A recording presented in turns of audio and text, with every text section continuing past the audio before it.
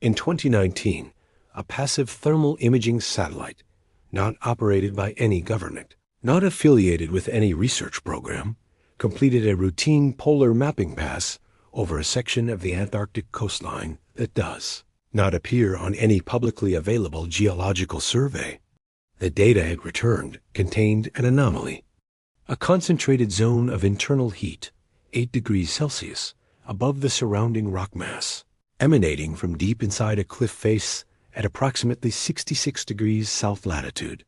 The heat signature was not diffuse. It was not gradual. It was precise, bounded, consistent, and directional. The kind of thermal profile that engineers associate with one thing: active, contained mechanical operation. That detail matters. Remember it. Because by the end of this investigation, it will be the only data point that makes everything else make sense. His name was Peter Slater. He was 34 years old, a former cartographic analyst for a private geospatial intelligence firm based in Zurich. He had spent 8 years processing satellite imagery, crop failures in the Sahel, coastal erosion in Bangladesh, construction activity in disputed border zones. He was precise, methodical, and by all documented accounts, professionally skeptical. His colleagues described him as the person in the room most likely to find the rational explanation first. In the spring of 2021, Slater resigned from his firm without a publicly stated reason. He relocated to a small apartment in Reykjavik, Iceland. He began submitting Freedom of Information requests to the British Antarctic Survey, to the United States National Science Foundation's Office of Polar Programs, to the Australian Antarctic Division, and to a little-known coordination body called the Scientific Committee on Antarctic Research. Over the following 14 months, he submitted 31 separate requests. 28 were denied under national security exemptions. 3 received partial responses with irrelevant coordinate data redacted entirely. Peter Slater was not looking for a ghost story. He was looking for a discrepancy in publicly available data that someone had gone to considerable institutional effort to bury. He found one. He found several. And then, in the summer of 2022, his social media accounts went inactive. His professional profiles were removed. His phone number was disconnected. When a journalist from a Scandinavian investigative outlet attempted to contact him at his last known address, the apartment had been vacated. No forwarding address. No public record of a new residence. No record of international travel under his documented passport number. Peter Slater, as far as any open source verification can establish, is currently unaccounted for. That is not the mystery. That is the context. To understand what Slater found, you need to understand what Antarctica actually is. Not the continent described in school curricula, but the continent as it exists under international law and documented geopolitical reality. The Antarctic Treaty was signed in 1959. 12 nations agreed to the original terms. The core provision, Article 7, establishes that Antarctica is demilitarized. No weapons. No military bases. No fortifications. The treaty has since been ratified by 54 nations. It is considered one of the most successful examples of international arms control in the post-war period. It is frequently cited as a model for cooperative governance of shared global spaces. 17 nations currently operate year-round research stations on the continent. 12 signatories. 17 active operators. The math produces 5 nations conducting year-round operations on demilitarized territory under a treaty framework that, on paper, prohibits permanent military infrastructure. When this discrepancy was raised formally at a 2018 Antarctic Treaty Consultative Meeting, the body's own records, publicly available, the response logged in the official minutes was, verbatim, noted for future review. It has not been reviewed publicly since. The 5 additional operators are not rogue states. They are not pariah nations acting outside international norms. They are, without exception, major geopolitical actors with advanced satellite surveillance capabilities, established deep-sea research programs, and documented interest in subglacial geology. The kind of nations that build things they don't announce. Now we go back to the imagery. The first documented satellite pass over the relevant coordinates occurred in 2016. The imagery was captured by a commercial Earth observation satellite operated by a European consortium. Standard resolution, standard processing. The cliff face in question, located on the eastern Antarctic coastline in a sector with no documented research station within 340 kilometers, showed nothing anomalous in the visible spectrum. The 2018 pass, conducted by a different commercial operator, showed the same cliff face in higher resolution. Analysts reviewing the imagery for a glacial retreat study noticed what they logged as a geometric shadow inconsistency, a rectangular depression in the rock face that cast a shadow at an angle inconsistent with natural erosion patterns. The observation was footnoted in an internal processing document. It was not escalated. The document was later obtained by Slater through a data sharing agreement with a university research group. The 2019 pass, the thermal imaging pass, was the first to return the heat signature data. 8 degrees Celsius. Sustained, internal, directional. The analysts who processed that data worked for a firm contracted by a consortium of university geography departments.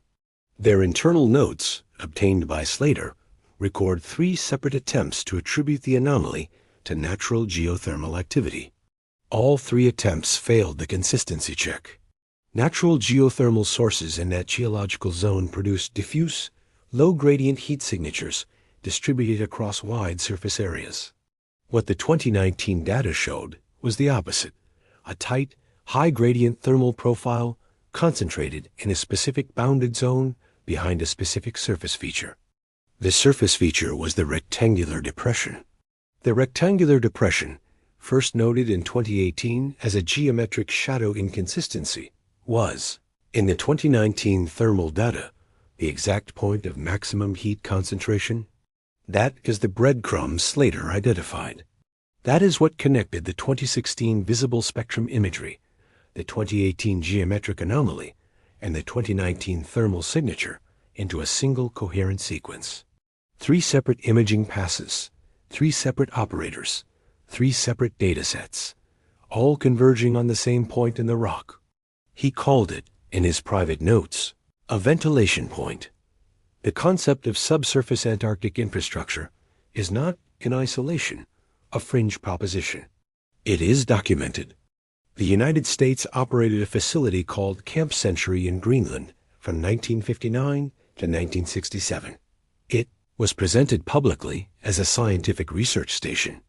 It was, by declassified Defense Department records, released in 1996. A nuclear-powered military installation built entirely under the ice sheet, designed to house ballistic missile launch tunnels. The nuclear reactor that powered it operated for years under a cover designation.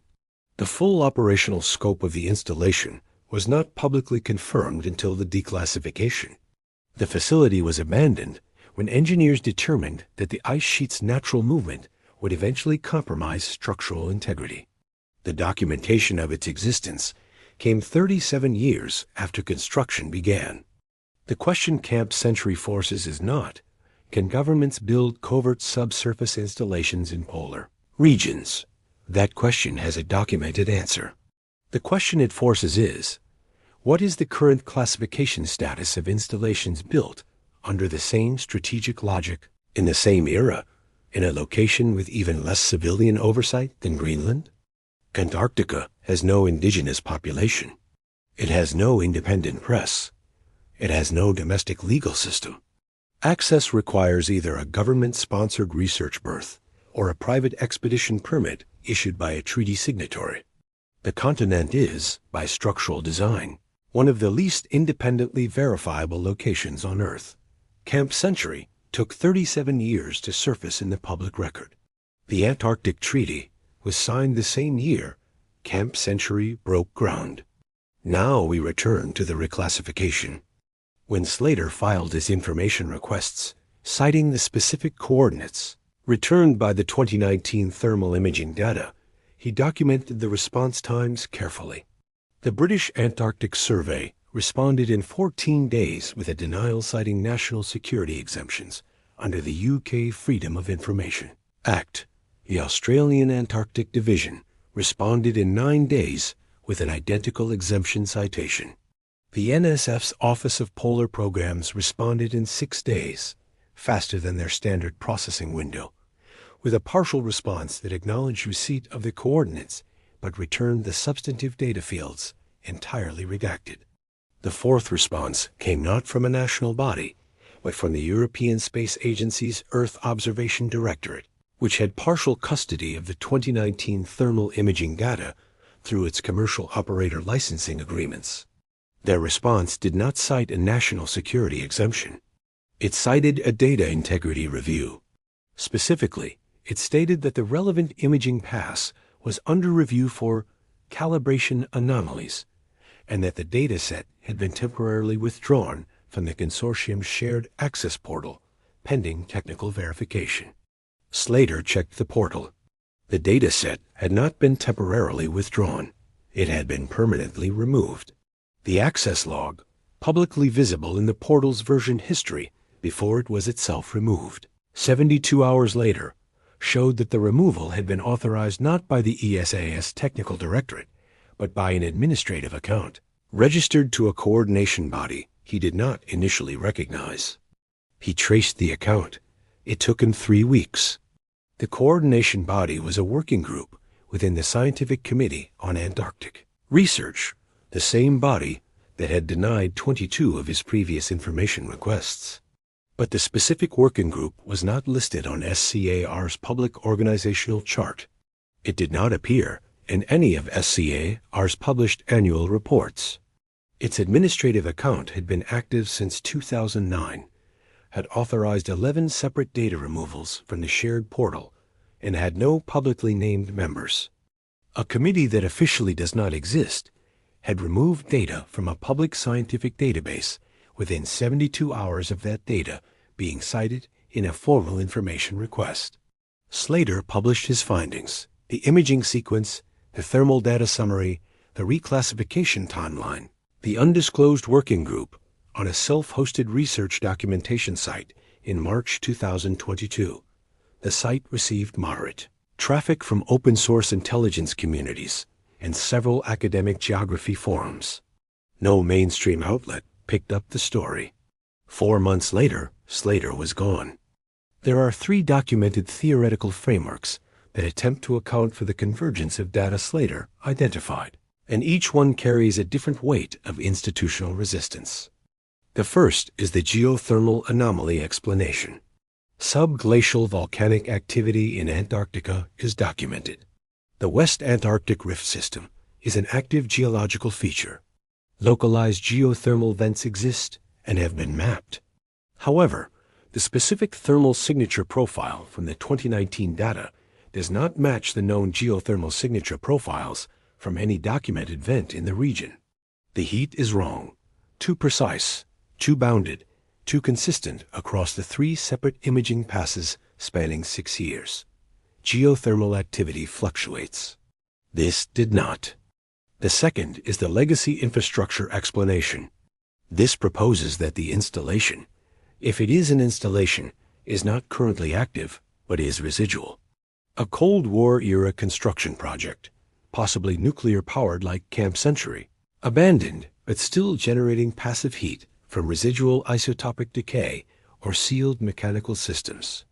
This explanation accounts for the thermal signature and the geometric surface feature. It does not account for the active reclassification effort in 2022. Abandoned infrastructure does not require a covert administrative committee to remove data from scientific databases. The third explanation is the one no institutional body will formally address. The installation is active. It is currently operated. It is generating heat because something inside it is running. And the coordinated, multi-agency response to Slater's documentation was not bureaucratic inertia. It was a practiced protocol for a known contingency. The working group that removed the data had been active since 2009, 11 removals in 13 years. That is not a reactive response to an unexpected leak. That is a maintenance operation. There is one additional data point that Slater's documentation does not cover because it postdates his disappearance. In late 2023, a glaciologist at a European research university published a paper on subglacial lake mapping in East Antarctica. The paper was peer-reviewed, published in a reputable geoscience journal, and attracted no significant public attention. In the supplementary data appendix, not the main paper body, the appendix, there was a table of acoustic resonance readings taken from a coastal survey in the relevant longitudinal zone. One entry in the table showed an acoustic return inconsistent with solid rock or ice. The notation next to the entry read, "Hollow return, possible survey instrument error, flagged for recheck." The recheck was never published. The coordinates of that acoustic return were within 4 kilometers of the thermal imaging anomaly Slater had spent 14 months documenting. Hollow returns in solid cliff faces do not occur because of instrument error. They occur because the cliff face is not solid. There is something inside that rock. It is generating heat. It has an access point that registers in the visible spectrum as a precise geometric cut. Its existence has been actively managed out of the public scientific record by an administrative body that does not appear on any organizational chart. Peter Slater knew all of this. He documented all of this. He submitted it through the correct institutional channels, cited the correct legal frameworks, and followed every established protocol for transparent public inquiry. And then he was gone. The Antarctic Treaty's Article 9 requires regular consultative meetings at which signatory nations review compliance. The most recent publicly documented meeting produced 47 resolutions on environmental protection, tourism management, and scientific cooperation. 0 resolutions addressed the discrepancy between the number of treaty signatories and the number of active operational presences on the continent. 0 resolutions addressed the existence of undisclosed administrative working groups within SCAR's organizational structure. 0 resolutions addressed the documented pattern of data removals from shared scientific databases. The treaty that was designed to make Antarctica the most transparent, cooperative, and internationally governed space on Earth has, in documented practice, produced a continent where the most significant anomalies in the public scientific record are managed by committees that do not officially exist, using protocols that do not appear in any published governance document, in response to inquiries submitted by researchers who subsequently become unaccountable for. The door in the cliff face is, by every available metric, not the anomaly. The anomaly is the institutional architecture that has been constructed to make sure you never ask what's behind it. The 8-degree heat signature is still there. The acoustic hollow is still there. The geometric cut in the rock, visible in 3 separate imaging passes across 6 years, is still there. And somewhere, there is a committee with no public membership and no published mandate that knows exactly what is generating that heat, and has spent at least 15 years ensuring that the answer stays 66 degrees south of the rest of the world. So here is the only question that the documented evidence actually forces. If there is nothing behind that door, why has its existence required this much institutional effort to erase?